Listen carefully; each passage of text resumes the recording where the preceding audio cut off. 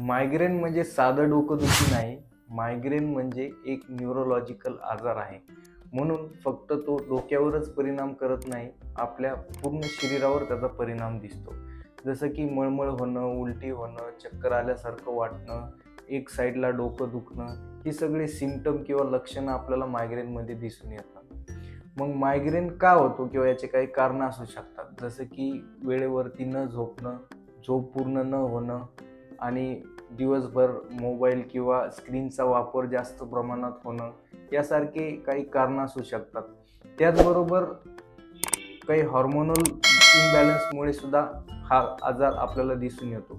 जसं की महिलांमध्ये जास्त प्रमाणात हॉर्मोनल बदलमुळे मायग्रेनचा त्रास दिसून येऊ शकतो. त्याचबरोबर यासाठी काही उपाय आहेत, जसे की योग मेडिटेशन करणे किंवा योगा प्राणायामाने आपण हा त्रास कमी करू शकतो. स्ट्रेस फॅक्टर याने कमी होतो, मेंदूला रिलॅक्सेशन भेटतं आणि आपला मायग्रेनचा त्रास कमी होतो.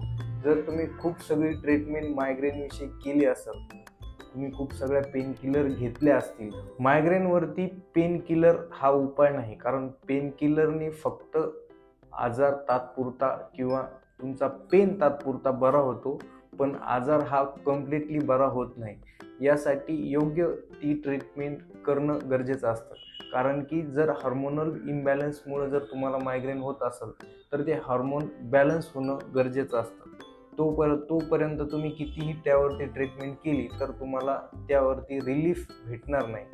म्हणून जर तुम्हाला खूप जास्त त्रास असेल, तुम्ही खूप सगळ्या पेन किलर किंवा ट्रीटमेंट करून थकला असाल, जर तुम्हाला 100% विलाज किंवा रिलीफ मिळालं नसेल, तर तुम्ही स्क्रीनवर दिलेल्या नंबरवरती कॉल करून तुमची अपॉइंटमेंट बुक करू शकता.